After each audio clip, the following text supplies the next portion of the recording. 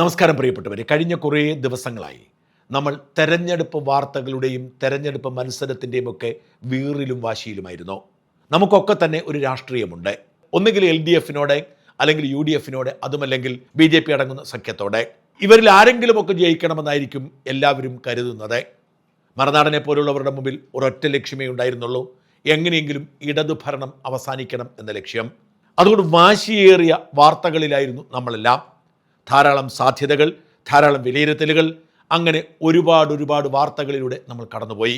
ഇപ്പോഴിതാ തെരഞ്ഞെടുപ്പ് കഴിഞ്ഞിരിക്കുന്നു. നമുക്ക് മറ്റു വാർത്തകളിലേക്ക് കടക്കാൻ സമയമായിരിക്കുന്നു. ഞാൻ ഇന്ന് തികച്ചും വ്യത്യസ്തമായ ഒരു കഥ പ്രേക്ഷകരെ കേൾപ്പിക്കുകയാണ്. ഇപ്പോഴത്തെ രാഷ്ട്രീയ പിരിമുറുക്കത്തിൽ നിന്നും നമ്മുടെ മനസ്സിനെ ഒന്ന് ശാന്തമാക്കാനുള്ള ഒരു കഥ. ഈ കഥ എഴുതിയത് യശശരീരനായ VKN ആണ്. VKNൻ്റെ കറുത്ത രാഷ്ട്രീയത്തെക്കുറിച്ച് നമുക്കൊക്കെ അറിയാം. VKN ലളിതമായ ഭാഷയിൽ എഴുതിയ ഒരു ചെറുകഥ ഞാൻ പ്രിയപ്പെട്ട പ്രേക്ഷകരെ വായിച്ചു കേൾപ്പിക്കാം. മറക്കാതെ മുഴുവൻ കേൾക്കുക. ഈ കഥയ്ക്ക് ജീവിച്ചിരിക്കുന്നവരുമായോ മരിച്ചവരുമായോ യാതൊരു ബന്ധവുമില്ല. ഇപ്പോഴത്തെ രാഷ്ട്രീയ സമ്മർദ്ദത്തിൻ്റെ സാഹചര്യത്തിൽ ഒന്ന് റിലാക്സ് ചെയ്യുക എന്ന ലക്ഷ്യത്തിൽ ഞാനൊരു കഥ വായിച്ചു കേൾപ്പിക്കുന്നു എന്ന് മാത്രം. കഥയുടെ പേര് നായിൻ്റെ മോൻ. ശങ്കുണ്ണി മേനോൻ അന്തരിച്ചു. വൈകുന്നേരം 4 മണിക്കായിരുന്നു അന്ത്യം.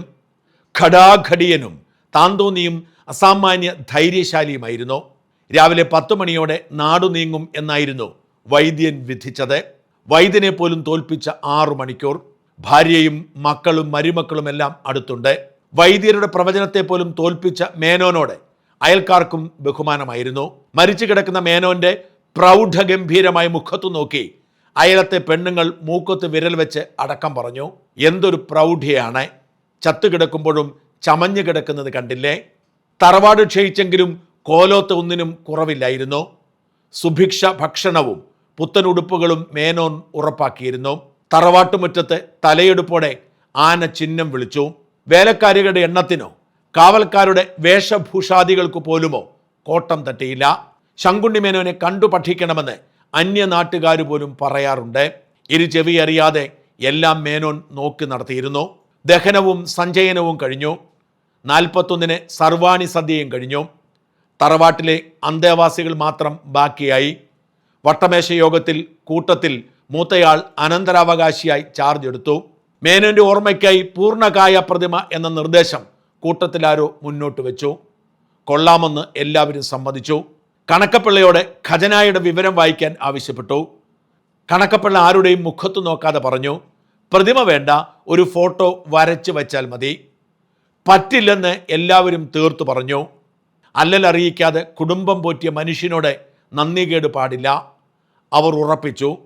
വഴങ്ങില്ലെന്ന് മനസ്സിലായ കണക്കപ്പിള്ള കണക്ക് പുസ്തകം മേശപ്പുറത്ത് വെച്ചു. പുതുതായി ചാർജ് എടുത്ത അധികാരി പുസ്തകത്തിലൂടെ കണ്ണോടിച്ചു. ആന പണയത്തിലാണ്, തെങ്ങും തോപ്പ് പണയത്തിലാണ്, തറവാട് പണയത്തിലാണ്, ചുറ്റുമതിലിൻ്റെ കല്ലുകൾ വിറ്റു, മരണശേഷം പൊളിക്കാനാണ് കരാർ. കണക്ക് പുസ്തകം മുഴുവൻ വായിച്ച് വിയർക്കുന്ന പുത്തൻ അധികാരിയോടെ മറ്റുള്ളവർ കാര്യം തിരക്കി. അധികാരി മീശ പിരിച്ച് കാർക്കിച്ച് തുപ്പി പതിഞ്ഞ ശബ്ദത്തിൽ പറഞ്ഞു, നായിൻ്റെ മോൻ.